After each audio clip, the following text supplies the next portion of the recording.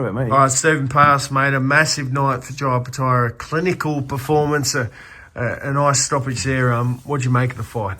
Yeah, Macca, I thought it was a fantastic performance from Jai. I think there's been a variance of opinions, perhaps. Me and you have had some interesting discussions tonight about Jai Opetaia. I thought he was immaculate, like close to perfect tonight. Unblemished is what I said in the post-fight interview. That's what we said going worldwide. I mean, that's been posted all around the zone now since the fight ended. I thought he was really good. I thought he was polished. I thought he was patient. It was funny, Macca, because he said after the fight in the interview, he said, I just wanted to get him out of there, bro, and I wanted to move on to the next. But it didn't feel like that, especially the first two rounds. It felt like he was very, cautious and very conscious to not do anything silly, to not, get hurt, and he didn't get touched at all. I thought that Squeo hit him with definitely not bombs or grenades, but he hit him with a few decent shots in round number 3, and that actually brought Opetaia onto him. You notice that if you watch the fight back, it felt like in the back end of round number 3 that Opetaia felt a little bit of Squeo's power, realised that he realistically had nothing, and therefore he then pushed forward and was able to hit him with clinical shots. I feel like Squeo felt his power in round 3. You could see if you watched him when he was in the corner, because the angle I had was right in the corner of where Squeo was, and if you watched him, at the end of round number 3, it felt like he actually thought that this might be a little bit more of a tougher few rounds if I'm to keep going here. Round 4, Opetaia really pressed him hard, and then that was the end of it. To be fair, after that, he hit him with that brutal right hook that broke his jaw by all accounts. I saw Squeo's team just after the fight outside, and they said that he had gone to hospital. So he has broken his jaw or shattered the mandible in some sort of capacity. And this is not a blight against Claudio Squeo. I thought he was excellent in terms of coming and giving it to Jai Opetaia. But the difference is that you saw Opetaia break a jaw in a fight going back nearly 3 years ago, and continuing on because it meant the world to him. And in the case of Squeo, I think he felt that broken jaw and just went, you know what, this is not going to be my night. And then he gave it up after that. So you saw that he didn't make the count, and that was the end of the fight. So very happy. I thought Jai was good. He was a bit more relaxed this week. He was comfortable, and he showed that he has the ability now to wipe out anyone that's not at his level, which is what he did. And what remains for him now is the fight with Zurdo. We heard him talk about it at the end of the fight. He wants him now. I hope they can make it happen, but we'll see how it all goes.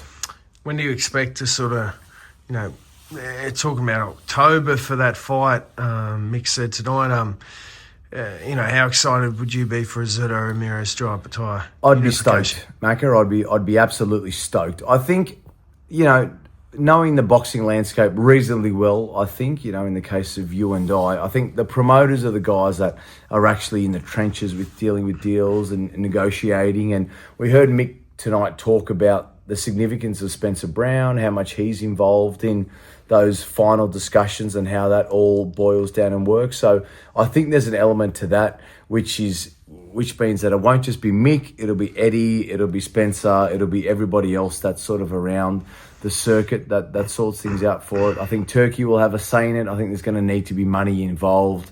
I think Oscar De La Hoya is a pretty savvy operator as a promoter, so Ramirez will be looked after in terms of the actual outcome of how that goes. So I feel like, you notice how I asked him at the end of the fight, I said to Mick, in your heart of hearts, do you think this will happen?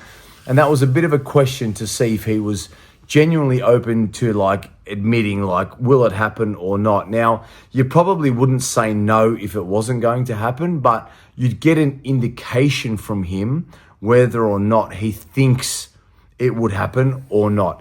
And the genuine gut feel I got from it was that it will happen. So I think September, October is probably the time, 5 or 6 months away, Saudi Arabia, US, something like that. US probably makes a little bit more sense, noting the following that Ramirez, has in the US and that sort of North American, Central American fan base.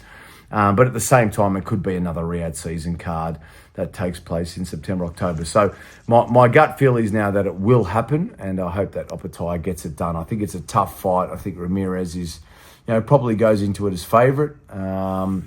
Maybe not even a close favourite. I think maybe he becomes, a little bit of a wider favourite, but that probably suits Jai as well. Justice Uni, devastating result for him this morning. What did you make of the fight? And he can still bounce back. He's only young. Devastating, Macca. Yeah, look, devastating. I think we talked all week about the fact that the way the fight would be won would be by Justice not getting hit or hurt in the sort of first 4 to 6 rounds, which he realistically wasn't. I didn't think the cards would be that wide. I mean, there was, by the look of things, the cards were wide enough that he'd only lost 1 round, on some cards come the 9th or 10th round. So I didn't think it would be that wide. And he really performed fantastically well on this stage. We heard all week about the bicep injury or the elbow or whatever it was that was affecting him. We saw issues with, the left hand being able to be thrown as the fight went on.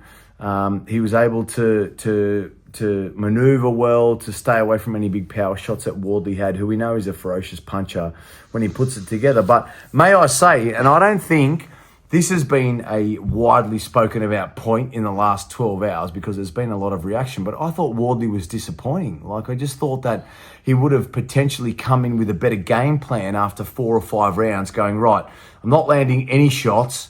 I'm not able to maneuver. I can't hit any power shots here.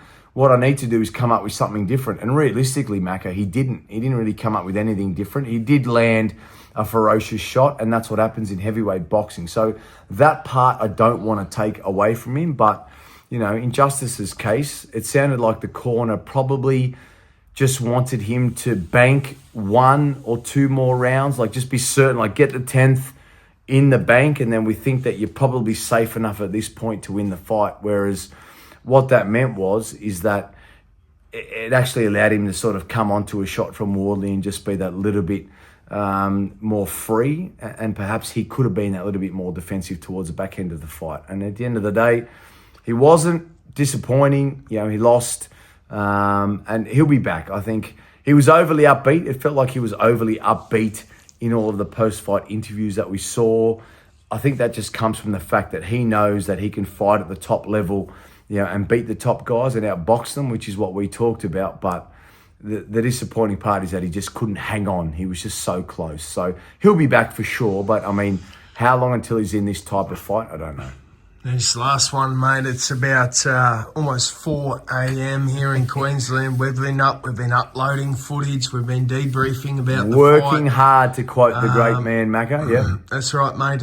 We love this sport. We do. Absolutely, mate. Is that a question or? There's a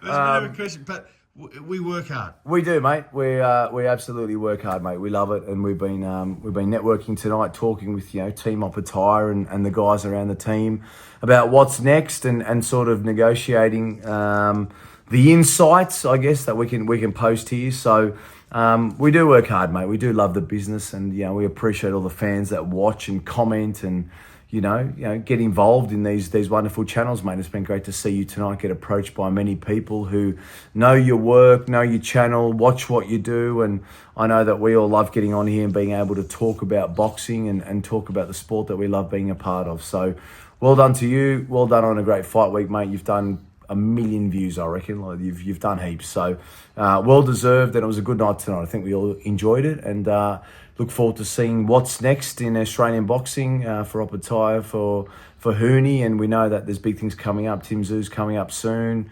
Liam Parra goes around again in about, 2 weeks, week and a half, 2 weeks, whatever the case is. So fascinating times, mate. Keep up the good work. Nice one. Thanks, Stevie. Welcome, mate.